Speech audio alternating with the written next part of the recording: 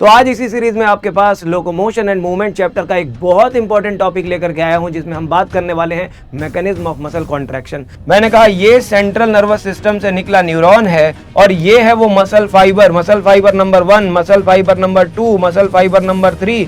मैंने कहा जितने मसल फाइबर से भी ये न्यूरॉन कनेक्टेड होगा, ये इन सब में जा करके अपना सिग्नल ट्रांसफर कर सकता है मसल को कॉन्ट्रैक्ट करने के लिए। मतलब अगर मैं मसल कॉन्ट्रैक्ट करूंगा, एक्सरसाइज करूंगा तो मेरी मसल थक जाएंगी, उसके लिए एनर्जी चाहिए। और वो एनर्जी कहां से मिलती है? वो एटीपी इसी मायोसिन के हेड में स्टोर्ड रहती है। ये है थिन फिलामेंट, ये है थिक फिलामेंट, ये आपस में जुड़ेंगे और ऐसे इसको स्लाइड कर देगा। बस यही पढ़ना है हमें।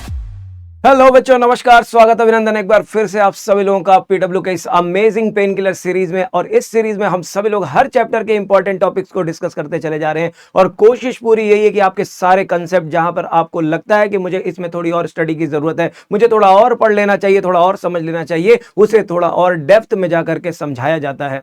तो आज इसी सीरीज में आपके पास लोकोमोशन एंड मूवमेंट चैप्टर का एक बहुत इंपॉर्टेंट टॉपिक लेकर के आया हूं, जिसमें हम बात करने वाले हैं मैकेनिज्म ऑफ मसल कॉन्ट्रैक्शन, जिसमें बेसिक से बेसिक चीजों को डिस्कस करना बहुत जरूरी है और कौन कौन से बेसिक टूल्स उसमें इंपॉर्टेंट है उनके बारे में बात करूंगा। शुरुआत करेंगे मैकेनिज्म ऑफ मसल कॉन्ट्रैक्शन के बारे में, बिना आपका टाइम वेस्ट किए हुए, क्योंकि इस सीरीज का मेन पर्पस है आपकी प्रॉब्लम्स का सॉल्यूशन। आपको जहां जहां जिस चैप्टर में प्रॉब्लम आती है, जिन जिन चैप्टर में थोड़ा बहुत कंसेप्चुअल अंडरस्टैंडिंग में लगता है कि एनसीईआरटी की ये लाइन कंफ्यूजिंग है, इसे कैसे समझा जाए, इन सारी बातों को यहां पर बेहतरीन तरीके से डिस्कस करने की पूरी कोशिश की जाती है। और कोशिश की जाती है कि हमारे बच्चों के अगर नीट में एक भी सवाल एनसीईआरटी के प्लस लेवल पे क्वेश्चन पूछे जाएं तो वो बच्चे गलत ना करें। अपनी तैयारी को और बेहतरीन बनाने के लिए हम सब लोग मिलकर के नीट के एग्जाम को क्रैक करने के लिए, अपने एग्जाम में बेहतरीन रैंक लेकर के आने के लिए इस सीरीज को बेहतरीन तरीके से, मुझे पता है कि आप सभी लोग यूटिलाइज भी कर रहे हैं। तो आज मैकेनिज्म ऑफ मसल कॉन्ट्रैक्शन के बारे में बात करने वाले हैं। ह्यूमन फिजियोलॉजी में ये चैप्टर भी अपनी इंपॉर्टेंस रखता है कि अगर इस चैप्टर से सवाल पूछा जाएगा तो या तो स्केलेटल सिस्टम से या फिर मसल कॉन्ट्रैक्शन के मैकेनिज्म से एक सवाल पूछा जा सकता है। और वो कौन सा सवाल होगा आप देखेंगे इन्हीं टॉपिक में से, इसी पार्ट में से कहीं ना कहीं वो क्वेश्चन लाई कर रहा होगा। तो आज इसी का पेन किल कर देते हैं, इसी के बारे में कंप्लीट डिस्कशन कर लेते हैं। बात सबसे पहले शुरू करेंगे क्या क्या पढ़ना है। सबसे पहले उन हथियारों को जुटा लेते हैं मसल के कॉन्ट्रैक्शन मैकेनिज्म को समझने के लिए। जैसे कि हम सभी समझते हैं मसल्स की इंपॉर्टेंट प्रॉपर्टी होती है, मसल्स कॉन्ट्रैक्टिलिटी शो करती है, इलास्टिसिटी शो करती है।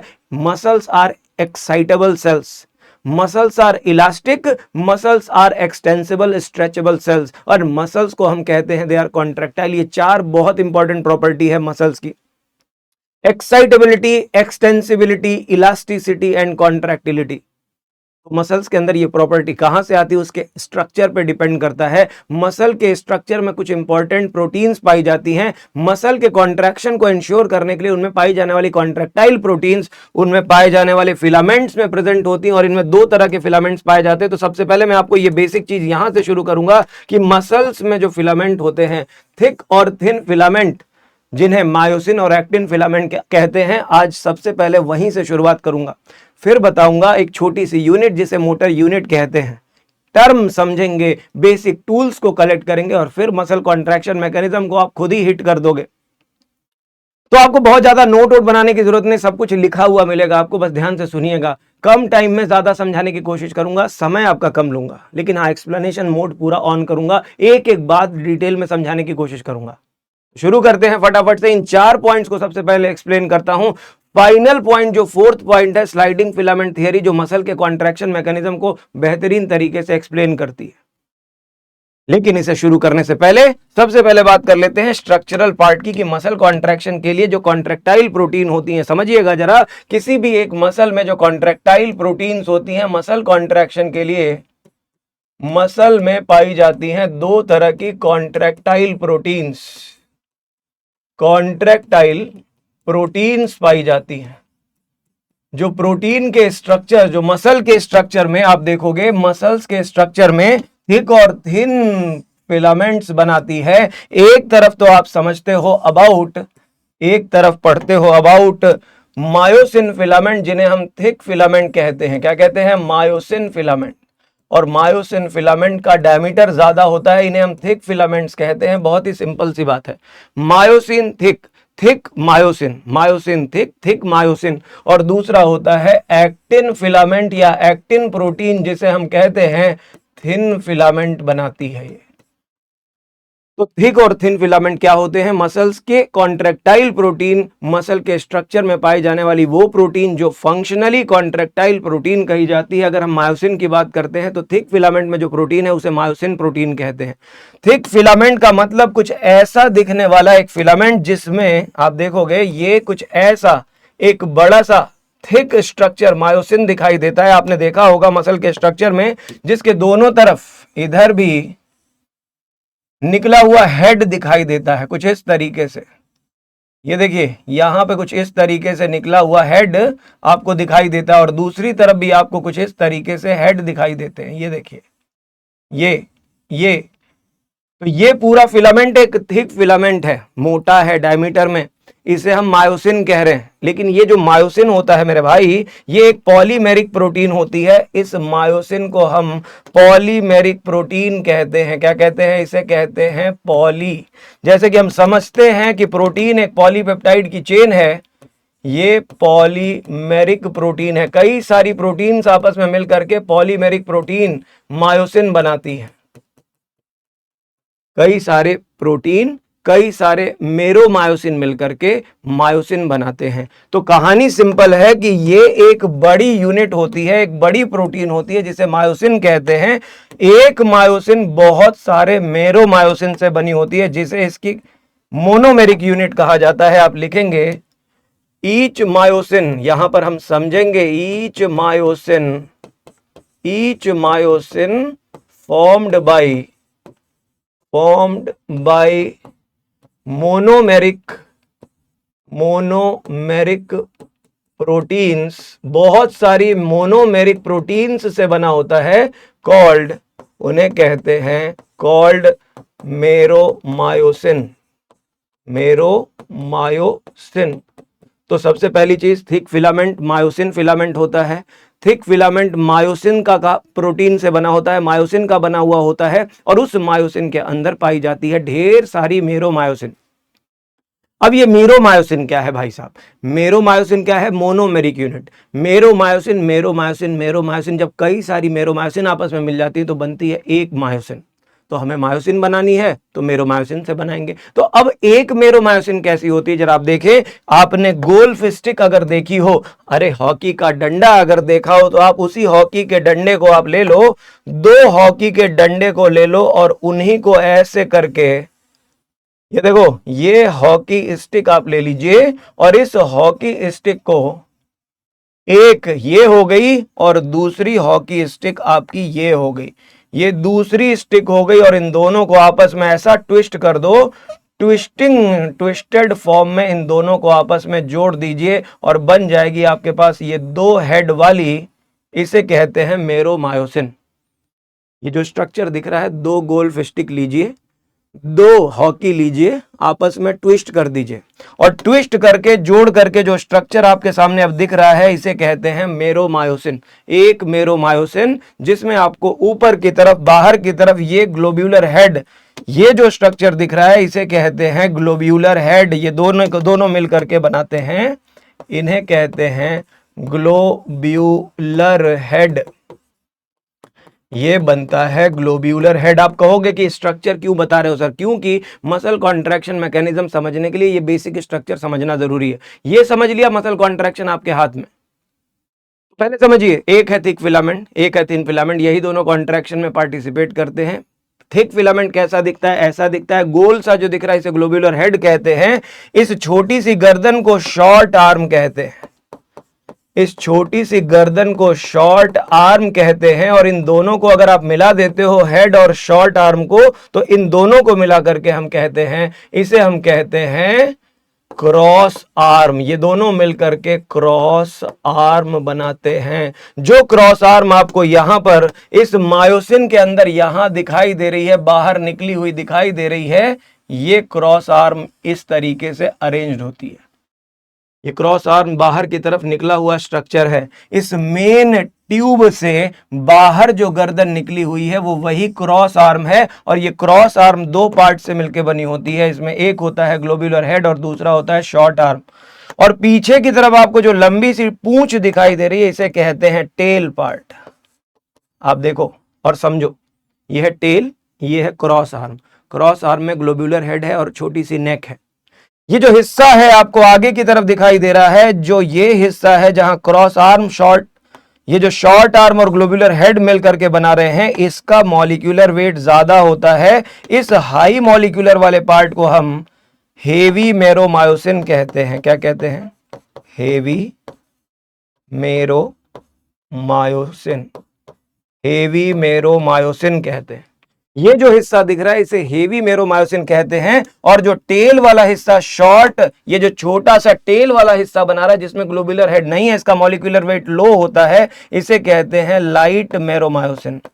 इसे कहते हैं लाइट मेरोमायोसिन। तो दो तरह के पार्ट हो गए, एक होता है एलएमएम और एक होता है एचएमएम। तो याद रखेंगे थिक फिलामेंट में एलएमएम और एचएमएम होता है। एचएमएम हेवी मेरोमायोसिन है। हेवी मतलब मॉलिक्यूलर वेट ज्यादा है। इसमें क्या पाया जाता है? इसमें ग्लोब्यूलर हेड पाया जाता है, जिसकी वजह से इसका मॉलिक्यूलर वेट ज्यादा है। तो globular head with short arm. अब एक और खास चीज आप देखोगे, मसल कॉन्ट्रैक्शन के लिए एक्टिन फिलामेंट और मायोसिन फिलामेंट आपस में जुड़ते हैं। ये थिक फिलामेंट थिन फिलामेंट में से आपस में कनेक्ट होता है। ये दोनों आपस में जुड़ते हैं, एक दूसरे से जुड़ करके मसल को कॉन्ट्रैक्ट करते हैं। सिंपल मसल कॉन्ट्रैक्शन ऐसे ही है। ये है थिन फिलामेंट, ये है थिक फिलामेंट, ये आपस में जुड़ेंगे और ऐसे इसको स्लाइड कर देगा। बस यही पढ़ना है मैं, लेकिन इसके पीछे का पूरा मैकेनिज्म क्या है वो समझाऊंगा। लेकिन इसके पहले आप जरा यहां देखिए, एक्टिन फिलामेंट और मायोसिन फिलामेंट जुड़ने के लिए यहां पर एक दूसरे के लिए साइट होती है। ये देखिए, ये जो पॉइंट बना रहा हूं मैं, ये ऊपर की तरफ टॉप पर, इसके हेड के ऊपर ऊपर की तरफ बैठे हुए ये जो दोनों पॉइंट आप देख रहे हो, इन दोनों को अगर एक दूसरे से मिला दीजिए, ये देखिए इन दोनों को एक दूसरे से मिला दीजिए, तो ये दोनों मिल करके बनाते हैं, ये दोनों मिल करके एक दूसरे से बनाते हैं बहुत ही इंपॉर्टेंट स्ट्रक्चर। इसे कहते हैं एक्टिन बाइंडिंग साइट।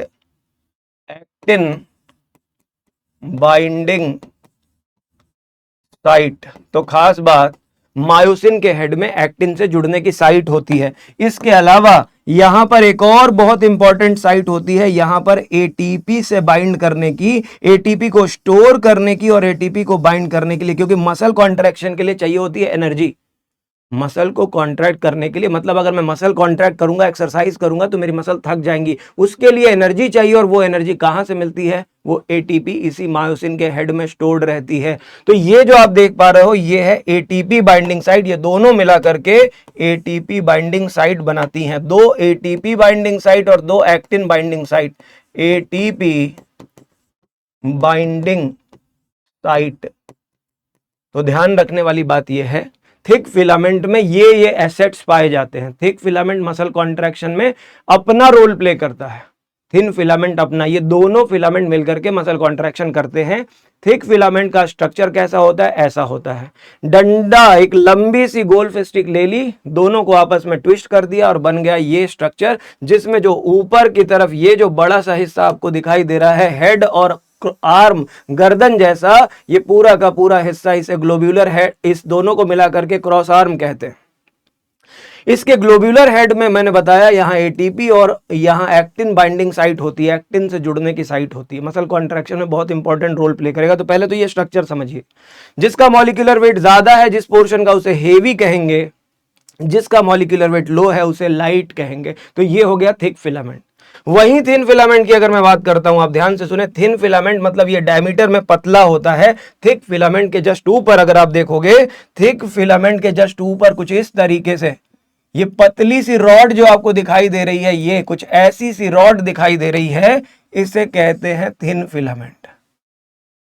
ये अगर सेंटर में जो मैंने बताया, ये अगर थिक फिलामेंट है तो ये थिन फिलामेंट होता है। मसल के केस में आपने ये स्ट्रक्चर, बेसिक स्ट्रक्चर पढ़ा हुआ है। थिन और थिक फिलामेंट ऐसे अरेंज्ड होते हैं। अगर मैं इस थिन फिलामेंट को जूम करता हूं, तो ये मेनली बना होता है, it consist mainly actin filament. और एक्टिन फिलामेंट दो तरीके की होती है, ध्यान से सुनिएगा। एक्टिन दो तरह की प्रोटीन होती है। Actin can be of two type. एक होती है जिसे कहते हैं ग्लोब्यूलर एक्टिन, ग्लोब्यूलर एक्टिन जिसे जी एक्टिन भी कहा जाता है। ग्लोब्यूलर एक्टिन जिसे जी एक्टिन भी कहा जाता है, और एक होती है जिसे कहते हैं फाइब्रस एक्टिन या फिलामेंटस एक्टिन। क्या कहते हैं? फिलामेंटस। फिलामेंटस जिसे एफ एक्टिन कहा जाता है। ये दो तरह की एक्टिन प्रोटीन हो सकती है। अब कैसे, क्या डिफरेंस है जरा देखिए। अगर मैं बात करूं ग्लोब्यूलर एक्टिन की, तो एक सिंगल ग्लोब्यूलर एक्टिन कुछ ऐसी होती है। ये देखिए, सिंगल ग्लोब्यूलर एक्टिन कुछ ऐसे गोल सी ग्लोब्यूल जैसे होती है। लेकिन जब यही ग्लोब्यूलर एक्टिन आपस में जुड़ करके कई सारी जी एक्टिन आपस में जुड़ जाती हैं, चेन ऑफ एक्टिन बन जाती है, तो इसी को फिलामेंटस, फिलामेंट जैसे स्ट्रक्चर को फिलामेंटस एक्टिन या एफ एक्टिन कहा जाता है। तो ये देखिए, ये है जी एक्टिन और ये है chain of G actin, chain of G actin जिसे फिलामेंटस एक्टिन कहा जाता है। एक है जी एक्टिन और एक है एफ एक्टिन। तो कहने का मतलब ये एक्टिन भी एक पॉलीमराइज प्रोटीन है। इस जी एक्टिन का पॉलीमराइजेशन जब होता है, और वो भी Mg2+ आयंस की प्रेजेंस में, ये पॉइंट आप चाहें तो ऐड कर सकते हैं, जिन बच्चों को नहीं पता वो ऐड कर सकते हैं। नॉर्मल क्वेश्चन आ सकता है कि जी एक्टिन को एफ एक्टिन कौन बनाता है, तो आप लिखेंगे in presence of Mg2+ ions. Mg2+ ions की मदद से ये जी एक्टिन एफ एक्टिन में कन्वर्ट हो जाती है। जी एक्टिन कौन है? एक सिंगल ग्लोब्यूल जैसी, और जब वही चेन बन जाती है, उसी की चेन बना करके ये बनती है एफ एक्टिन, बन गई। अब देखिए ये एक्टिन कैसे अरेंज्ड होती है। जैसे आपने डीएनए का लिपटा हुआ स्ट्रक्चर देखा होगा, डीएनए का लिपटा हुआ स्ट्रक्चर अगर आपने देखा है, थोड़ा बहुत इमेजिन कर लीजिए डीएनए के स्ट्रक्चर को, तो कुछ वैसे ही दिखने वाली, कुछ वैसे ही, केवल एग्जैक्टली नॉट लाइक दिस, एकदम ऐसी नहीं है, लेकिन फिर भी आप थोड़ा समझने की कोशिश करें तो कुछ ऐसी सी अरेंज होती है। ये देखिए एक्टिन फिलामेंट की चेन, ये जो फिलामेंटस एक्टिन की चेन है, कुछ ऐसे अरेंज्ड होती है। और ऐसी ही एक नहीं, ये दो चेन एक साथ, ये देखिए पैरेलली रन करती हुई, ये पैरेलली रन करती हुई चेन कुछ इस टाइप से ऐसे अरेंज्ड रहती है। ये देखिए, ये फिलामेंटस एक्टिन का दो चेन ऐसे एक दूसरे के साथ ट्विस्टेड लूप की तरह, हेलिकली ट्विस्टेड स्ट्रक्चर की तरह आगे बढ़ता जाता है, और इसे side to side parallelly run करती हुई प्रोटीन सपोर्ट करती है। मैंने कहा दो है कॉन्ट्रैक्टाइल प्रोटीन, एक है ये आपकी मायोसिन जो थिक फिलामेंट बनाती है, और थिन फिलामेंट में एक्टिन है। तो ये जो एक्टिन आपको दिखाई दे रही है पूरी, जो येलो व्हाइट से बना रखी है मैंने, दो पैरेलली रन करते हुए ट्विस्टेड स्ट्रक्चर जो लूप जैसी बन रही है, ये एक्टिन है। और इस एक्टिन को सपोर्ट देने के लिए यहां पर ये जो स्ट्रक्चर मैंने बना रखा है, जो अभी आपको दिखाऊंगा मैं यहां, ये जो दिखा रहा हूं, ये सपोर्टिंग स्ट्रक्चर, इन्हें कहते हैं स्ट्रक्चरल प्रोटीन्स या regulator protein. Not structural, they are regulator proteins. Muscle contraction को रेगुलेट करते हैं, ये डिसाइड करते हैं कि मसल कब कॉन्ट्रैक्ट रिलैक्स करेगी, तो इसे कहते हैं ये ट्रोपोमायोसिन। एक तरफ मैंने बनाई है फिलामेंटस एक्टिन, ये एक्टिन हो गई, ये ट्रोपोमायोसिन हो गई, और इसके साथ एट रेगुलर इंटरवल्स अगर आप स्ट्रक्चर देखेंगे तो इस जी एक्टिन, इस एक्टिन के ऊपर लगा हुआ प्रोटीन, तीन प्रोटीन का एक कॉम्प्लेक्स होता है। ये देखें, at regular intervals we can see the complex of three small proteins, three small proteins का कॉम्प्लेक्स एक साथ जो आपको यहां दिखाई दे रहा है, जो एक्टिन फिलामेंट के साथ रेगुलर इंटरवल्स पे जुड़ा हुआ है। ये जो रेगुलर इंटरवल्स पे जुड़ा हुआ दिख रहा है, एक ये, एक ये, एक ये, एक ये, एक ये, इसे कहते हैं ट्रोपोनिन, इसे कहते हैं ट्रोपोनिन, ट्रोपोनिन, इसे कहते हैं actin. Filamentous actin F actin है ये, और ये है ट्रोपोमायोसिन, ट्रोपोमायोसिन। तो पहली चीज तो आप स्ट्रक्चर समझ लीजिए, एक है थिक फिलामेंट, एक है थिन फिलामेंट। मैंने कहा थिक फिलामेंट कैसे अरेंज है, थिक फिलामेंट ऐसे अरेंज है, और थिक फिलामेंट के ऊपर अरेंज होती है थिन फिलामेंट, कुछ ऐसे। जब मसल कॉन्ट्रैक्शन होगा तो ये थिक फिलामेंट थिन से जुड़ेगा, थिक फिलामेंट थिन से जुड़ेगा, थिक फिलामेंट थिन से जुड़ेगा, और जो दोनों आपस में जुड़ जाएंगे, थिक और थिन का एक कॉम्प्लेक्स बन जाएगा, तो फिर ये थिन फिलामेंट को अंदर की तरफ स्लाइड कर देगा। बस यही कहानी पढ़नी है हमें। लेकिन स्ट्रक्चर बताना मुझे जरूरी लगा कि आप पहले स्ट्रक्चर समझ लीजिए कि थिक फिलामेंट में क्या क्या एसेट्स मौजूद हैं। एटीपी को स्टोर करने के लिए एटीपी बाइंडिंग साइट है, एक्टिन से जुड़ने के लिए एक्टिन बाइंडिंग साइट होती है, इस ग्लोब्यूलर हेड में ही होती है, टेल होल में नहीं है, ध्यान रखिएगा। यहां देखिए एक्टिन फिलामेंट जो आप देख रहे थे, ये एक्टिन ये ट्विस्टेड लूप की तरह कुछ ऐसे है और उसे सपोर्ट देने साथ में प्रेजेंट होती हैं दो रेगुलेटर प्रोटीन्स, एक होती है ट्रोपोनिन और एक होती है ट्रोपोमायोसिन। ये भी याद रखना होगा, ये दोनों रेगुलेटर प्रोटीन है और एक्टिन जो होती है ये कॉन्ट्रेक्टाइल प्रोटीन होती है। तो दो contractile protein actin and myosin, दो रेगुलेटर प्रोटीन ट्रोपोनिन और ट्रोपोमायोसिन। अब क्वेश्चन उठता है ये जो ट्रोपोनिन और ट्रोपोमायोसिन है कैसे रेगुलेटर प्रोटीन है, कैल्शियम आयंस का क्या रोल है मसल कॉन्ट्रैक्शन के लिए, बहुत इंपॉर्टेंट क्वेश्चन है। Calcium ion plays very important role. तो मैं आपको अभी टूल्स बता रहा हूं, छोटे छोटे ऐसे टूल्स जो मसल कॉन्ट्रैक्शन के पूरे मैकेनिज्म को एक्सप्लेन करते हैं। तो इसलिए अभी जो आप पढ़ने जा रहे हो वो है रोल ऑफ कैल्शियम आयन, ध्यान से सुनेंगे। अगला पॉइंट जो मैं बताऊंगा वो है role of calcium ions for muscle contraction. Muscle contraction, जब स्ट्रक्चर ऑफ मसल पढ़ते हैं हम तो हम ये पढ़ते हैं कि सार्कोप्लाज्मिक रेटिकुलम एक ऐसी जगह है जहां कैल्शियम आयंस का रिजर्वॉयर होता है, ढेर सारे कैल्शियम आयन स्टोर रहते हैं। और ये कैल्शियम आयन का जो रिजर्वॉयर सार्कोप्लाज्मिक रेटिकुलम है, इससे कैल्शियम को जब रिलीज कर दिया जाता है मसल के साइटोप्लाज्म, जिसे सार्कोप्लाज्म कहते हैं, तो मसल के कॉन्ट्रैक्शन के लिए बहुत इंपॉर्टेंट रोल प्ले करता है।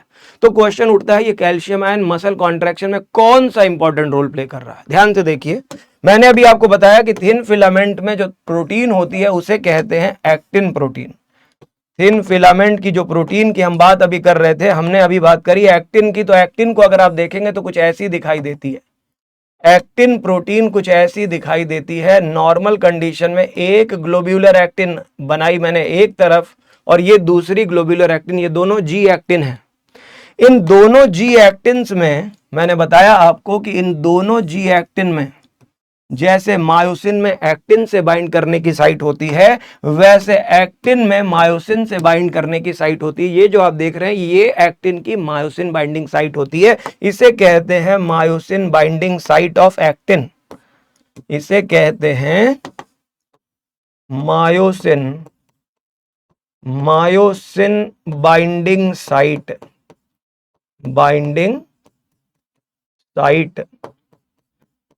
मायोसिन बाइंडिंग साइट है ये, यहीं पर मायोसिन जुड़ती है। लेकिन ये साइट ऐसे ही फ्री नहीं रहती, इस साइट को ब्लॉक करके रखा गया है। ये साइट को ब्लॉक करके रखा गया है, इस साइट को किसी प्रोटीन ने ब्लॉक कर रखा है। ये देखिए, इस साइट को किसी प्रोटीन ने ब्लॉक कर रखा है। ये देखिए, दो स्ट्रक्चरल प्रोटीन, दो रेगुलेटर प्रोटीन का नाम मैंने बताया था, एक ट्रोपोमायोसिन का और दूसरा ट्रोपोनिन का। तो ये देखिए, एक है ट्रोपोमायोसिन और एक है ट्रोपोनिन का कॉम्प्लेक्स। ये देखिए, ये पूरा एक कॉम्प्लेक्स स्ट्रक्चर बनता है। इन तीनों को मिला करके, इस पूरे कॉम्प्लेक्स को मिला करके हम नाम देते हैं tropomyosin troponin complex. This is called tropomyosin troponin complex, tropomyosin troponin complex.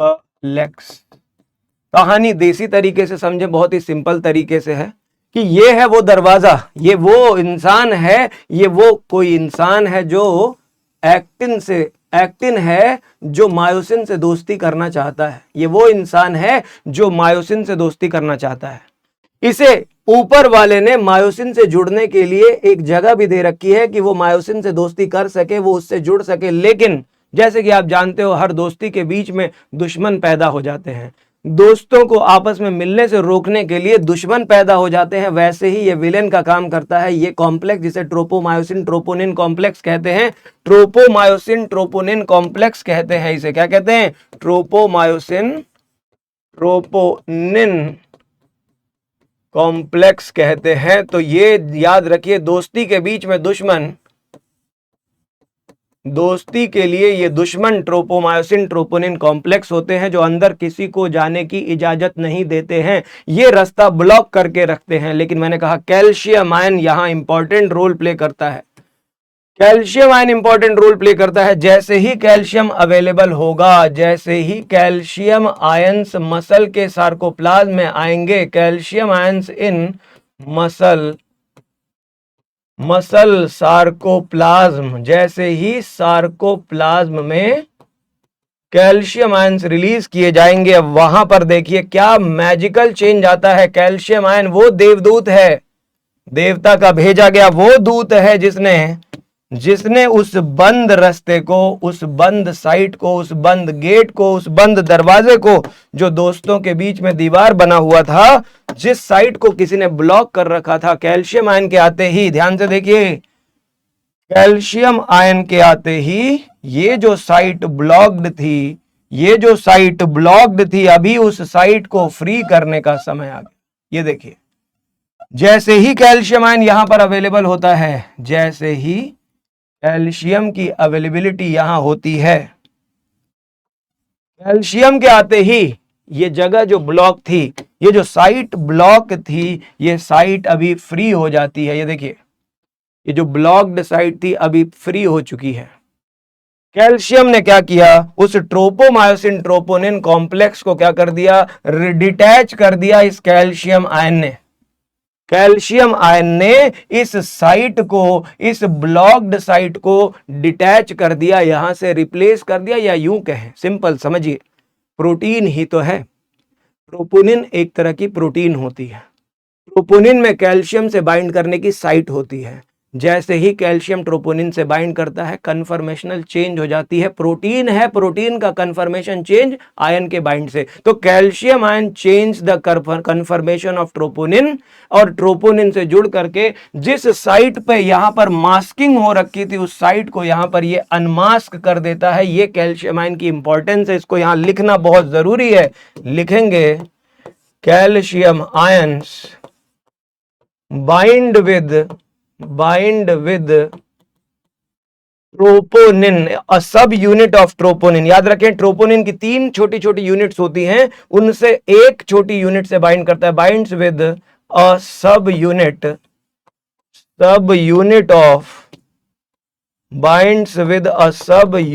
Of troponin, जिसे हम कहते हैं टीपीसी। टीपीसी का मतलब होता है कैल्शियम बाइंडिंग ट्रोपोनिन। कैल्शियम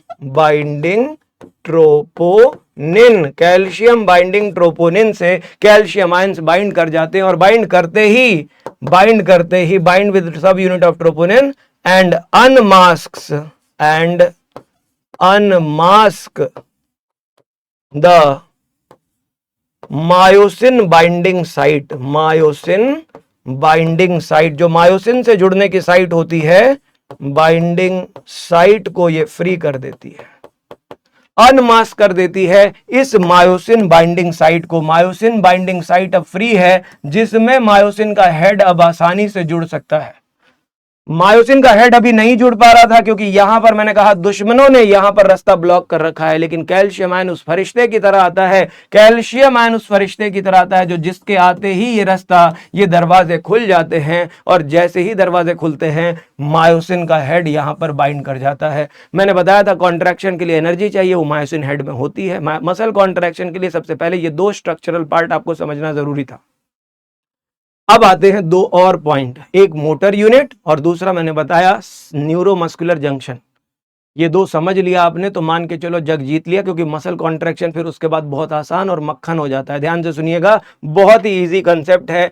सबसे पहले आता है मोटर यूनिट। आप देखिए मोटर यूनिट क्या होती है, डायग्राम भी समझते हैं आप। मोटर यूनिट ये न्यूरल सिस्टम का चैप्टर का टॉपिक है, बहुत ही सिंपल है। मोटर यूनिट जो आप किसी भी न्यूरॉन का जंक्शन, साइनैप्स बनाते हो किसी टारगेट साइट से। जब एक motor neuron central nervous system से जो दूर सिग्नल ले जाता है, उसे मोटर न्यूरॉन कहते हैं। तो जब एक मोटर न्यूरॉन अपने एंड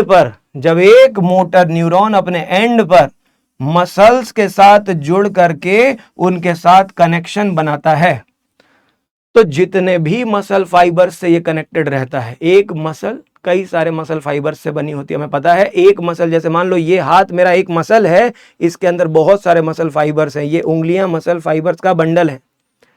तो अब क्या होता है, यहां से एक न्यूरॉन जो जाएगा वो एक यहां मसल फाइबर से नहीं, एक से ज्यादा फाइबर से कनेक्ट हो सकता है। तो a single neuron can be connected with multiple muscle fibres. तो जितने मसल फाइबर से वो न्यूरॉन कनेक्टेड होगा, जितने मसल फाइबर से वो न्यूरॉन कनेक्टेड होगा, ये न्यूरॉन है मेरा, ये अगर मेरा न्यूरॉन है, तो मैंने कहा जितने भी मसल फाइबर से ये आगे जाकर के कनेक्ट होने वाला है, एक मसल का न्यूरॉन, एक न्यूरॉन मसल के जितने फाइबर से भी कनेक्टेड होगा। ये देखिए, ये न्यूरॉन का एक्सॉन टर्मिनल है, ये न्यूरॉन का एक्सॉन टर्मिनल है। ऐसे सिंपल समझिए, मैंने कहा ये सेंट्रल नर्वस सिस्टम से निकला न्यूरॉन है, और ये है वो muscle fibre number 1, muscle fibre number 2, muscle fibre number 3।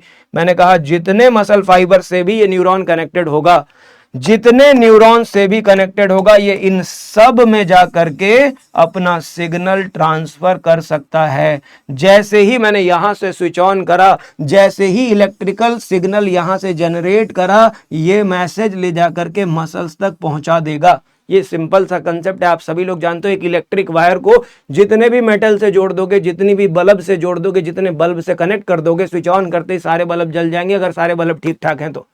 उसी तरह मोटर यूनिट भी है, एक ऐसी यूनिट जहां पर एक सिंगल न्यूरॉन, एक सिंगल मोटर न्यूरॉन जितने भी मसल फाइबर से कनेक्ट होता है, एक सिंगल मोटर न्यूरॉन जितने भी मसल फाइबर्स तक अपने बंडल्स को पहुंचा सकता है, सिग्नल को पहुंचा सकता है।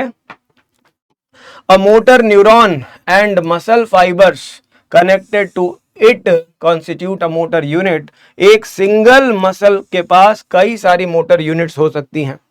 जितने न्यूरॉन का कनेक्शन जितने मसल फाइबर से होगा, ये सारी अलग अलग मोटर यूनिट्स कही जाएंगी। यहां मैंने एक न्यूरॉन और 3 मसल फाइबर बनाए हैं, तो ये एक मोटर यूनिट कही जा रही है। इसे मैं एक मोटर यूनिट कह सकता हूं, बहुत ही सिंपल है। दूसरा देखिए, न्यूरोमस्कुलर जंक्शन, इसी मसल कॉन्ट्रैक्शन मैकेनिज्म में अगला पॉइंट है न्यूरोमस्कुलर जंक्शन। सीधा सीधा मैंने बताया, जहां मोटर यूनिट बनी है, जहां पर एक्सॉन का टर्मिनल एंड होता है, ये एक्सॉन टर्मिनल जहां एंड होता है और मसल फाइबर से, एक मसल फाइबर से जहां कनेक्ट होता है, जहां साइनेप्स बनता है। सिंपल, जैसा कि आप न्यूरॉन में पढ़ते हो, साइनेप्सिस, न्यूरॉन्स अपने सिग्नल को टारगेट साइट पे जहां देता है, वहां एक जंक्शन बनता है। एक सिंगल मसल फाइबर और न्यूरॉन के टर्मिनल के बीच में जो जंक्शन बनता है, इस जंक्शन को हम साइनेप्स कहते हैं, इस जंक्शन को न्यूरोमस्कुलर जंक्शन कहते हैं। इसी को हम कहते हैं न्यूरोमस्कुलर जंक्शन, या फिर इसी को मोटर एंड प्लेट कहा जाता है। ये इसी को हम मोटर एंड प्लेट कहते हैं। तो बड़ी सिंपल सी कहानी है, junction between a motor neuron and sarcolemma of muscle fibre. Muscle की जो मेम्ब्रेन होती है, सार्कोलेमा के साथ जो कनेक्ट हो रहा है, उसी को हम कहते हैं मोटर एंड प्लेट, और ये बनाता है साइनेप्स।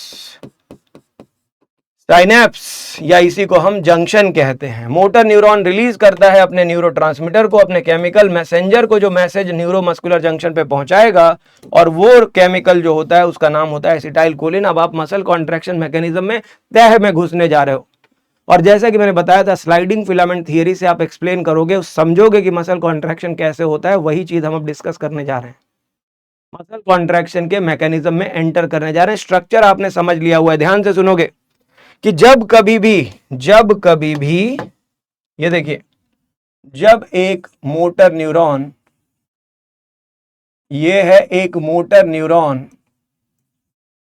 इस मोटर न्यूरॉन से सिग्नल, इस मोटर न्यूरॉन से सिग्नल, यहां देखिए, मैंने कहा एक न्यूरॉन ने सिग्नल भेजा है, मैंने कहा कई सारे मसल फाइबर तक ये जाएगा, कई सारे मसल फाइबर तक ये जाएगा। मैं केवल एक सिंगल मसल फाइबर की बात कर रहा हूं, मैं केवल एक मसल फाइबर की बात यहां पर करूंगा, समझाऊंगा। ये देखिए, ये एक जंक्शन है, ये एक पॉइंट है, इस एक पॉइंट ऑफ कांटेक्ट को देखिए, जिसे हमने साइनेप्स नाम दिया था, इसी को हमने क्या कहा था, इसी को हमने कहा था साइनेप्स।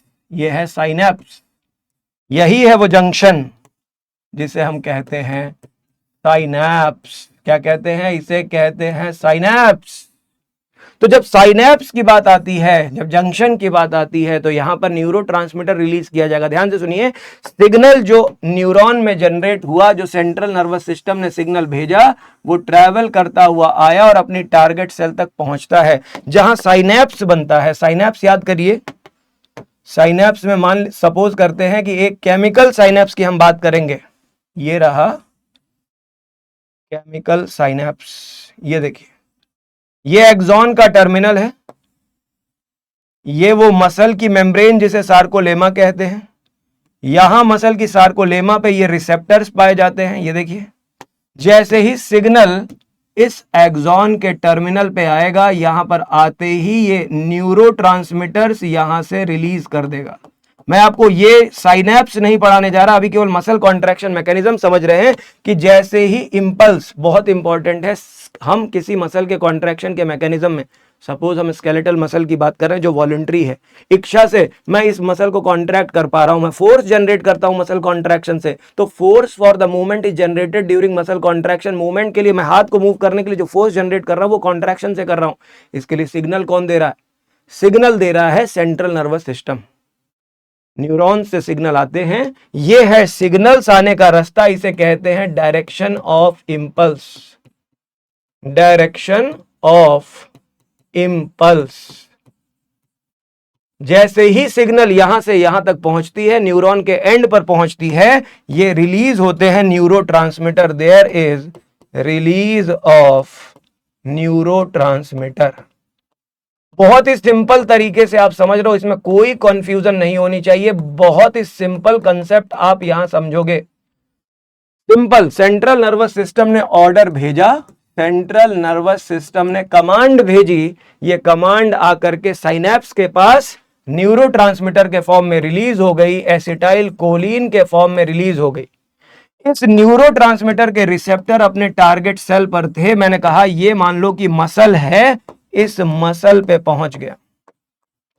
जैसे ही मसल पे ये सिग्नल मिला, मसल एक्टिवेट हो जाती है। मसल जो नॉर्मली रिलैक्स स्टेट में रहती है, मसल जो नॉर्मली रेस्टिंग स्टेट में रहती है, जिसके अंदर नेगेटिव चार्ज रहता है, मसल जब सोई है नेगेटिव चार्ज है अंदर, बाहर मसल के पॉजिटिव चार्ज है, बाहर मसल के पॉजिटिव चार्ज है। लेकिन जैसे ही ये सिग्नल यहां इसकी मेम्ब्रेन सार्कोलेमा पर पहुंचता है, इसकी मेम्ब्रेन एक्साइट हो जाती है, इसकी मेम्ब्रेन की परमेबिलिटी बढ़ जाती है, और ये जो पॉजिटिव चार्ज बाहर है, ये पॉजिटिव चार्ज रैपिडली अंदर आने की कोशिश करता है, अंदर की मेम्ब्रेन पॉजिटिव होने लगती है। न्यूरॉन जब सिग्नल इस मसल को देता है, तो मसल का एनलाइटमेंट हो जाता है, मसल के अंदर की सोई हुई आत्मा जाग जाती है, मसल अंदर से एक्साइट हो जाती है। और जैसे ही एक्साइट होती है, एक्साइटमेंट में इसके अंदर भरा हुआ सार्कोप्लाज्मिक रेटिकुलम का कैल्शियम बाहर बाढ़ की तरह निकल पड़ता है, बाहर बाढ़ की तरह सार्कोप्लाज्मिक रेटिकुलम से कैल्शियम आयंस बाहर आ जाते हैं। तो याद रखिएगा,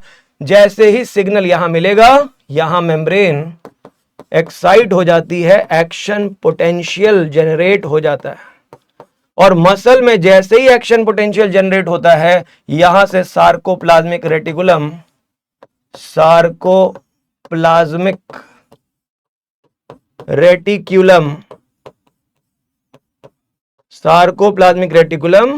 releases calcium ions into sarcoplasm. जैसा कि मैंने बताया कि मसल कॉन्ट्रैक्शन के लिए सबसे इसेंशियल, सबसे इंपॉर्टेंट प्रोसेस है कैल्शियम का रिलीज होना। Most important ion which is required for muscle contraction is calcium ion. तो sarcoplasmic reticulum releases calcium ion into the sarcoplasm. Sarcoplasm में कैल्शियम रिलीज, सिग्नल आया, सिंपल समझिए, सिग्नल आया, neurotransmitter release हुआ, neurotransmitter ने muscle को excite किया, muscle excite होते ही कैल्शियम रिलीज कर देती है, सार्कोप्लाज्मिक रेटिकुलम से कैल्शियम आ जाता है सार्कोप्लाज्म में, और इसे कहते हैं फ्लड ऑफ कैल्शियम। इसे कहते हैं फ्लड ऑफ कैल्शियम। ध्यान रखिएगा, इसमें कैल्शियम की बाढ़ आ चुकी है, फ्लड ऑफ कैल्शियम। और कैल्शियम का फ्लड आना मसल कॉन्ट्रैक्शन का इंपॉर्टेंट कॉज है। ये अपने दिमाग में रट लीजिए, बैठा लीजिए, cause of muscle contraction, cause of muscle contraction. Muscle के कॉन्ट्रैक्शन के पीछे जो लॉजिक है, जो कंसेप्ट है, वो ये है, that is release of calcium ion, flood of calcium ion. अब जरा देखते हैं इस थियरी में क्या क्या पॉइंट रहते हैं जिसमें और भी मुझे डिस्कशन करना है। जरा देखिए, लिखे हुए पॉइंट्स हैं, एकदम फटाफट से देखेंगे। कंसेप्ट आपको समझ में आने लगा होगा कि मसल कॉन्ट्रैक्शन में क्या क्या होता है। लिखा है muscle contraction mechanism is best explained bye, एक थियरी है जिसका नाम है स्लाइडिंग फिलामेंट थियरी, जिसे दिया था, जिसे प्रपोज किया था साइंटिस्ट ने, जिसे प्रपोज किया था हक्सले ने। हक्सले ने प्रपोज किया था इस थियरी को। नाम है स्लाइडिंग फिलामेंट, जो फिलामेंट्स को स्लाइड करती है। याद रखिएगा, फिलामेंट शॉर्ट नहीं होते, कॉन्ट्रैक्ट नहीं करते, स्लाइड करते हैं एक दूसरे के ऊपर। थिन फिलामेंट थिक के ऊपर ऐसे स्लाइड करता है, यही कहानी पढ़नी है। अब चाहे इसको घुमा फिरा के जितने तरीके से समझ लिया जाए, जिसको जितने कंसेप्ट में समझ लिया जाए, जितने गोते लगा लिया जाए वर्टिकली जा करके, बस वही आपको यहां देखना है। तो सबसे पहली चीज, mechanism of muscle contraction can be best explained by sliding filament theory. हमारी कौन सी थियरी एक्सप्लेन करती है? Sliding filament theory, which states that the contraction of muscle fibre takes place by sliding of thin filament over the thick filament. Thin filament thick के ऊपर slide करता है। मैंने बताया था थिन ऐसे और थिक ऐसे है। ये हाथ मेरा थिक है, उंगली ऊपर से थिन है, तो ये जो थिन है ये थिक के ऊपर ऐसे स्लाइड कर जाती है। बस यही मसल को शॉर्ट कर देता है, यही मसल का कॉन्ट्रैक्शन है। तो लिखा है muscle contraction is initiated by signals sent by central nervous system. मैंने कहा ब्रेन से या सेंट्रल नर्वस सिस्टम से सिग्नल जाता है और वही मसल कॉन्ट्रैक्शन का सिग्नल जनरेट करता है via motor neuron. Motor end plate पे जाकर के अपना सिग्नल दे देता है। सीएनएस ने मैसेज दिया, मैंने ऑर्डर दिया, अपने ब्रेन से कहा, ब्रेन ने जाकर के मैसेज दिया मसल को, मसल ने जाकर के वहां, मसल को ये मैसेज किसने दिया? मोटर न्यूरॉन ने। अब मोटर न्यूरॉन क्या करेगा? अगला स्टेप देखिए, जैसे ही सिग्नल, जैसे ही nerve impulse will arrive at the neuromuscular junction, synapse पे जैसे ही सिग्नल अराइव होगा, एसिटाइल कोलिन रिलीज की जाएगी। मैंने बताया एसिटाइल कोलिन न्यूरोट्रांसमीटर है, मैसेंजर है, जो मैसेज को डिलीवर करेगा टारगेट सेल पे। जैसे ही एसिटाइल कोलिन अपने रिसेप्टर से बाइंड करेगा, सार्कोलेमा से बाइंड करेगा, सार्कोलेमा एक्साइट हो जाएगी, सार्कोलेमा के अंदर एक्शन पोटेंशियल जनरेट हो जाएगा, जिसे हम डीपोलराइजेशन यहां पे कहा है। डीपोलराइजेशन को ही हम कहते हैं action potential generation, action potential generation कहते हैं। तो मसल यहीं पर जाकर के एक्साइट हो चुकी है, डीपोलराइजेशन वेव ऑफ सार्कोलेमा से फैलते हुए अंदर चली जाती है, मसल को एक्साइट कर देती है और सार्कोप्लाज्मिक रेटिकुलम, मतलब आप देखेंगे अगला स्टेप है एक्साइटेशन ऑफ सार्कोप्लाज्मिक रेटिकुलम। और सार्कोप्लाज्मिक रेटिकुलम जब एक्टिवेट होता है तो वो रिलीज करता है कैल्शियम आयंस को। तो ये कहानी आकर के बहुत इंपॉर्टेंट होती है, release of calcium ions, release of calcium ions. ये बहुत इंपॉर्टेंट पॉइंट है मसल कॉन्ट्रैक्शन के लिए। कहां से रिलीज होता है? सार्कोप्लाज्मिक रेटिकुलम से, सार्कोप्लाज्म। जैसे ही कैल्शियम रिलीज होगा, increase calcium level in the sarcoplasm will lead to binding of calcium with subunit of troponin. मैंने कहा कैल्शियम किससे बाइंड करती है? सब यूनिट ऑफ ट्रोपोनिन, टीपीसी जिसका नाम है, कैल्शियम बाइंडिंग ट्रोपोनिन, उससे जुड़ जाती है। और फिर ट्रोपोनिन का कन्फर्मेशनल चेंज होता है। जैसे ही कैल्शियम, ये है ट्रोपोनिन, कैल्शियम जैसे ही बाइंड करती है इससे, कैल्शियम जैसे ही इससे बाइंड करती है, इसका कन्फर्मेशन चेंज हो जाता है। ये पहले ही से डायरेक्शन में था, ये शिफ्ट हो जाता है ऐसे, कैल्शियम इसे शिफ्ट कर देता है। बस प्रोटीन खत्म नहीं हुई, प्रोटीन का केवल कन्फर्मेशन स्ट्रक्चर चेंज हुआ है। जो पहले फैली हुई थी वो सिकुड़ गई, जो पहले ऐसी थी वो मुड़ गई। स्ट्रक्चरल चेंजेस की वजह से जो मास्किंग थी वो अब अनमास्क हो जाती है। तो बहुत इंपॉर्टेंट पॉइंट है कैल्शियम आयन का role, it will cause the conformational change in troponin. और जैसे ही ट्रोपोनिन का कन्फर्मेशन चेंज होगा, ट्रोपोनिन और ट्रोपोमायोसिन मूव कर जाएंगे और अनमास्किंग हो जाती है। और इसी में ATP binds with myosin head and ATP hydrolysis। यहां पर ATPase नाम का एंजाइम एक्टिवेट हो जाता है और मायोसिन हेड को वहां पर अटैच कर देता है एक्टिन फिलामेंट के साथ। मैंने कहा ये है thick filament actin, thick filament myosin, और ये है एक्टिन। मैंने कहा जैसे ही कैल्शियम आएगा ये साइट जो ब्लॉक थी वो फ्री हो जाएगी, मायोसिन हेड यहां से जुड़ जाएगा। ये है स्लाइडिंग, ये स्लाइडिंग हो जाएगी। यही मसल कॉन्ट्रैक्शन का एक्चुअल मैकेनिज्म है। इसी स्लाइडिंग के कंसेप्ट में जो एटीपी चाहिए वो कहां से आती है, एटीपीएज से, जो मायोसिन हेड के फॉर्म में मौजूद थी वहां पर। आप देखिए इधर अगला पॉइंट क्या कहता है, इसको देखते हैं। अगला पॉइंट समझने की कोशिश करते हैं। Using the energy from ATP hydrolysis, ATP की हाइड्रोलिसिस जब होती है तो उससे एनर्जी मिलती है मायोसिन हेड को, और मायोसिन हेड बाइंड कर जाता है active site of actin filament से, and this forms the cross bridge. इसी की मदद से क्या बनता है, इसी की मदद से क्रॉस ब्रिज का फॉर्मेशन हो जाता है।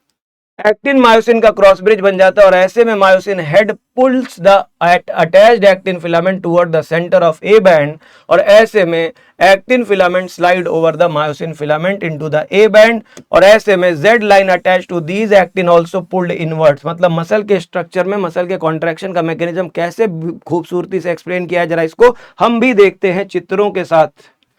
हम भी इसे चित्रों के साथ देखते हैं। सबसे पहले ये देखिए, एनसीईआरटी के इस डायग्राम को देखिए। 4 स्टेप्स में पूरे कॉन्ट्रैक्शन को समझाया गया है। मसल को बताया गया है कि मसल एक पहले रिलैक्स्ड स्टेट में है। ये देखिए मसल एक रिलैक्स्ड स्टेट में, मसल एक रिलैक्स्ड स्टेट में है जहां पर मायोसिन का हेड जो है ये सोया हुआ है, ये जागा नहीं है। थिन फिलामेंट भी अपनी पोजीशन पे है, कहीं नहीं मूव कर रहा। रिलैक्स्ड स्टेट है जब कैल्शियम अवेलेबल नहीं है। ये कब है, जब देयर इज नो कैल्शियम, जब वहां पर कैल्शियम आयंस नहीं होते तो ये कंडीशन ऐसी होती। जब न्यूरोट्रांसमीटर नहीं है, नो एसिटाइल कोलिन, कोई सिग्नल नहीं आ रहा, तो कंडीशन ऐसी है। यहां पर इसके पास एटीपी मौजूद है, जेब में एटीपी छिपा रखी है, एनर्जी जो कॉन्ट्रैक्शन के लिए चाहिए। मैंने कहा लेकिन ये जुड़ना तो चाहते हैं, लेकिन लोग इन्हें जुड़ने नहीं देना चाहते, इनके बीच में मास्किंग हो रखी है। ट्रोपोनिन ट्रोपोमायोसिन कॉम्प्लेक्स ने इस साइट को मास्क कर रखा है, ये साइट ब्लॉक कर रखी है, इनके बीच में जोड़ी बन नहीं सकती। लेकिन जैसे ही वहां सिग्नल्स आते हैं, जैसे ही यहां सिग्नल आता है, सिग्नल्स के आते ही कैल्शियम आयंस बढ़ जाते हैं, और कैल्शियम आयन के साथ साथ यहां पर मायोसिन हेड खुद एटीपीएज की तरह एक्ट करता है। एटीपीएज एक्टिविटी कौन कर रहा है, याद रखिएगा, ये भी इंपॉर्टेंट पॉइंट है। मायोसिन हेड खुद एटीपीएज का काम करता है, और ये क्या करता है, एटीपी को यहां पर हाइड्रोलाइज करता है। जो एनर्जी इसने छिपा रखी थी, जो एनर्जी इसने सेव कर रखी थी, उस एनर्जी को ये हाइड्रोलाइज करता है। उधर से अनमास्किंग हुई कैल्शियम की प्रेजेंस में, उधर से अनमास्किंग हुई, और इधर एटीपी की हाइड्रोलिसिस हुई। Unmasking of myosin binding site, myosin binding site, calcium ने अनमास्किंग कराई, एटीपीएज एक्टिविटी मायोसिन हेड ने कराई, और अब साइट पूरी तरह से फ्री है। एक्टिन और मायोसिन के जुड़ने की साइट आपस में फ्री है। क्रॉस ब्रिज फॉर्मेशन जिसे कहते हैं एक्टिनो मायोसिन कॉम्प्लेक्स, जिसे कहते हैं एक्टिन प्लस मायोसिन कॉम्प्लेक्स, और इन्हीं दोनों की दोस्ती को क्रॉस ब्रिज कहा जाता है। जैसे ही इन दोनों की दोस्ती होती है, अब देखिए एक और खास पॉइंट, जैसे ही एक्टिनो मायोसिन कॉम्प्लेक्स बनता है, एक्टिन और मायोसिन आपस में जुड़ती हैं, एक्टिन और मायोसिन आपस में जुड़ गई, क्रॉस ब्रिज कहते हैं इसे।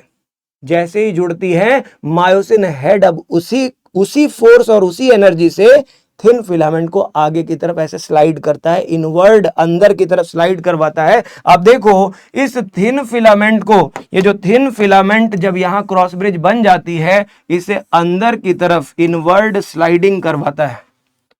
ये जो हेड है मायोसिन का, वो अंदर की तरफ ऐसे रोटेट करता है, पानी में चलने वाले चप्पू की तरह चलता है, और मायोसिन का हेड यहीं पर रोटेट हो जाता है, घूम जाता है, और इसी की वजह से थिन फिलामेंट अंदर स्लाइड कर जाता है। इसी स्लाइडिंग को मसल कॉन्ट्रैक्शन कहते हैं। ये एक कॉन्ट्रैक्शन पूरा हो जाता है, और इधर से कॉन्ट्रैक्शन पूरा होता है। ये एटीपी जो ब्रेक हुई थी एडीपी प्लस आईपी में, वो एडीपी और आईपी यहां से अलग हो जाते हैं, और एक नई एटीपी फिर से बनती है।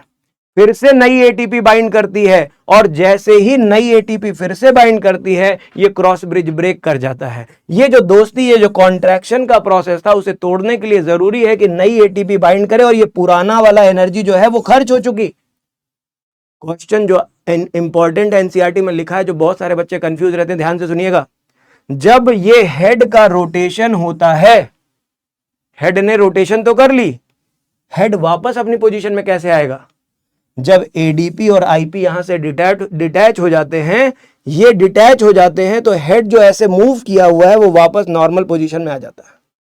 नॉर्मल पोजीशन में आने के बावजूद भी ये क्रॉस ब्रिज नहीं टूटता। क्रॉस ब्रिज तोड़ने के लिए सबसे इंपॉर्टेंट फैक्टर है एटीपी का बाइंड करना। New ATP binding with myosin head will break the cross bridge. बहुत इंपॉर्टेंट क्वेश्चन, अगर कोई क्वेश्चन पूछे which of the following factor is responsible for breaking the cross bridge, आप लिखेंगे binding of new ATP to myosin head is the cause of breakdown of cross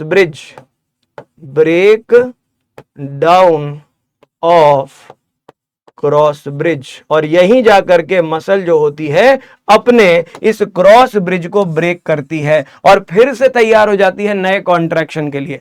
नई ATP जुड़ने के बाद मसल फिर से रेडी है नए कॉन्ट्रैक्शन के लिए। फिर से कैल्शियम आएगा, सिग्नल आएगा, क्रॉस ब्रिज बनेगा, फिर से कॉन्ट्रैक्शन हो जाएगा। नई एटीपी फिर से बनेगी, मसल फिर से रेडी हो जाएगी अगले कॉन्ट्रैक्शन के लिए। तो ये process of breakdown of cross bridge and formation of cross bridge चलता रहता है। इसमें बहुत इंपॉर्टेंट रोल प्ले करता है एटीपीएज, इसमें बहुत इंपॉर्टेंट रोल प्ले करता है calcium ion. ATPase myosin head खुद काम करता है और यहां पर कैल्शियम आयन जो होता है वो मसल में सार्कोप्लाज्मिक रेटिकुलम से रिलीज किया जाता है और यही मसल कॉन्ट्रैक्शन का एक्चुअल मैकेनिज्म कहा जाता है। तो ये पॉइंट जरा देखिए, बहुत इंपॉर्टेंट पॉइंट जो लिखा हुआ है, myosin head releasing ADP plus IP goes back to the relax state, new ATP binds and the cross bridge is broken, the ATP is again hydrolyse. वही जो बातें मैंने लिखी है कि बार बार ये प्रोसेस होता रहेगा, एटीपी बाइंड करेगी, क्रॉस ब्रिज ब्रेक कर जाएगा, मसल रिलैक्स कर जाएगी, वापस फिर से नई सिग्नल कैल्शियम का रिलीज जब तक होता रहेगा, मसल का कॉन्ट्रैक्शन का प्रोसेस चलता रहेगा। एटीपी हाइड्रोलिसिस करेगी, फिर से वापस नई एटीपी बनेगी, क्रॉस ब्रिज फॉर्म होगा, क्रॉस ब्रिज ब्रेक होगा, मसल कॉन्ट्रैक्ट करेगी, मसल रिलैक्स करेगी।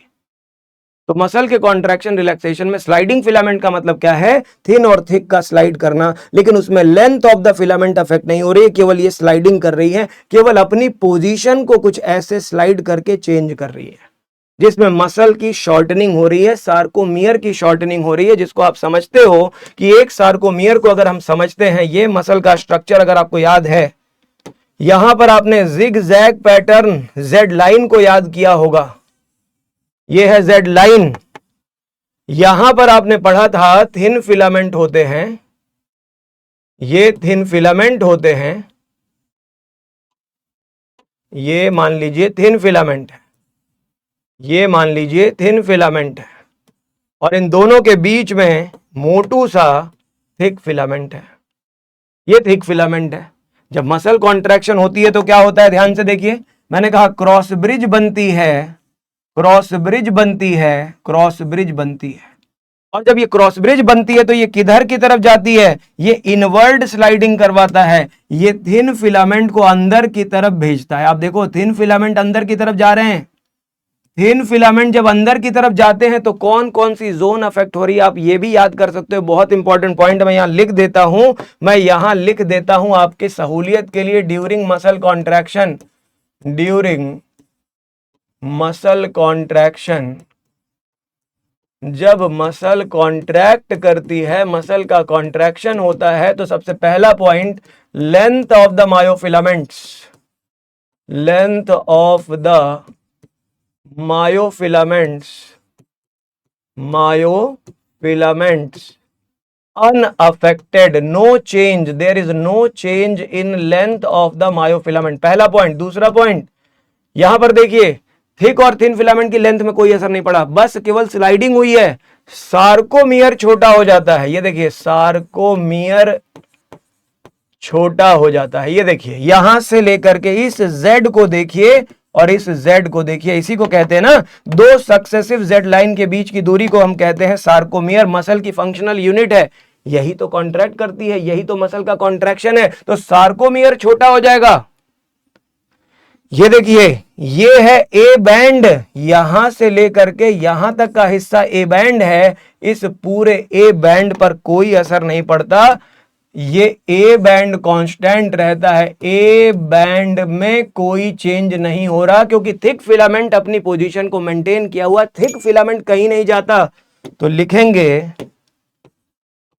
ए band will same, A band will same, no change in A band. तीसरा पॉइंट, चौथा पॉइंट लिखेंगे आई बैंड रिड्यूस हो जाता है क्योंकि थिन फिलामेंट स्लाइड कर रहे हैं, तो आई बैंड रिड्यूस कर जाता है। ये देखो जब थिन फिलामेंट अंदर की तरफ स्लाइड करेगा तो जो आई बैंड वाला हिस्सा है, जो आई बैंड वाला हिस्सा है, ये देखो सार्कोमियर का ये जो आई बैंड वाला हिस्सा है, आई बैंड अंदर की तरफ जा रहा है क्योंकि ये दोनों Z एक दूसरे के क्लोज हो रहे हैं, और जब Z क्लोज आएंगे तो ये थिन फिलामेंट अंदर की तरफ जब जाएगा तो यहां पर आप देखो आई बैंड छोटा होगा, आई बैंड रिड्यूस कर रहा है, ए बैंड सेम है क्योंकि थिक फिलामेंट कहीं नहीं जा रहा, केवल थिन फिलामेंट अंदर जा रहा।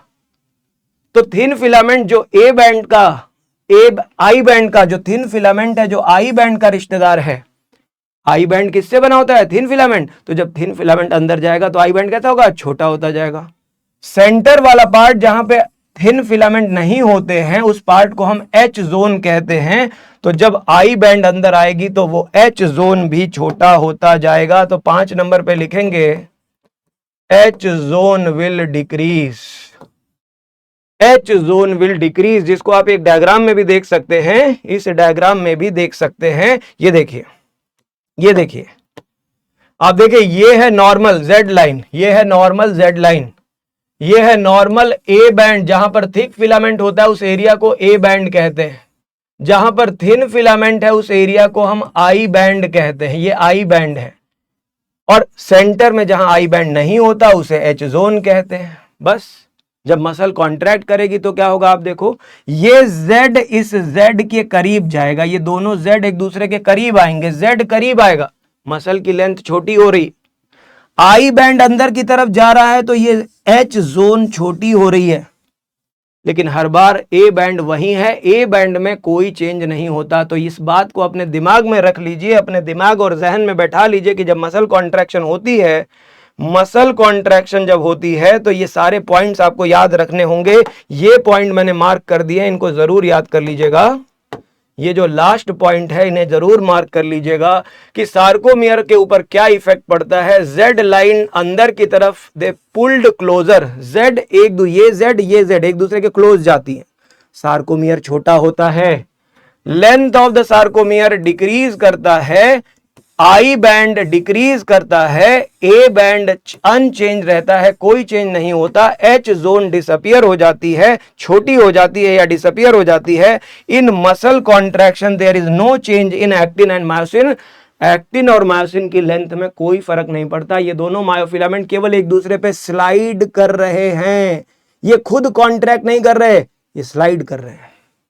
इसलिए length of thick and thin filaments, length of actinomyosin remain same. तो मसल कॉन्ट्रैक्शन का मैकेनिज्म बहुत आसान है, बस पढ़ने की देरी, आपने ध्यान से पढ़ा नहीं कि ये कंसेप्ट आपको क्लियर हो जाएगा। कुछ क्वेश्चन करके देखते हैं कि आपको ये कहानी कितनी समझ में आई है। देखते हैं, all the given statements are correct with respect to mechanism, all the given statements are correct with respect to mechanism. Question करिए, मसल कॉन्ट्रैक्शन इनिशिएटेड लिखा है, इसमें इनकरेक्ट कौन सा है? सबसे पहली चीज आप देखिए क्वेश्चन में पूछा क्या जा रहा है, इनकरेक्ट कौन सा है? Incorrect statement, the muscle contraction initiated buy signal send by central nervous system, central nervous system via, लिखा हुआ है यहां वाया सेंसरी न्यूरॉन। मैंने बताया था सेंसरी न्यूरॉन नहीं, motor neuron. Motor neuron signal send करता है, सेंसरी कलेक्ट करता है। सेंसरी मतलब आपने किसी चीज को टच करके फील किया, वो मैसेज आपके ब्रेन तक, सीएनएस तक पहुंचा, इसे कहते हैं सेंसरी। मोटर का मतलब ब्रेन ने मैसेज दिया कि आप हाथ को ऐसे करें, ये है सेंसरी मोटर सिग्नल। मोटर मतलब मसल कॉन्ट्रैक्शन के लिए मोटर न्यूरॉन यहां एक्टिव होगा। तो पहला ही ऑप्शन यहां पर रॉन्ग है, बाकी ऑप्शंस आपको करेक्ट मिल जाएंगे। तो आंसर बनाइए इनकरेक्ट ए। आंसर बनेगा ए इनकरेक्ट ऑप्शन। अगला सवाल देखते हैं। ड्यूरिंग मसल रिलैक्सेशन, जब मसल रिलैक्स करती है तो active site on active thin filament get masked. Muscle जब रिलैक्स करेगी भाई साहब, मसल रिलैक्स कर रही है तो active site on thin filament get masked by troponin. हाँ ठीक है, मसल जब रेस्टिंग में रहती है, रिलैक्स में रहती है तो मास्किंग रहती है। Muscle relaxation occur when calcium and release into sarcoplasm from sarcoplasmic reticulum. आप देख सकते हैं गलत बात है, ये मसल रिलैक्सेशन नहीं, ये मसल कॉन्ट्रैक्शन होना चाहिए। मसल का कॉन्ट्रैक्शन तब होता है जब कैल्शियम का मूवमेंट सार्कोप्लाज्म के अंदर होता है, सार्कोप्लाज्मिक रेटिकुलम से। तो assertion true, reason false. Correct answer C बन जाएगा, बेहतरीन।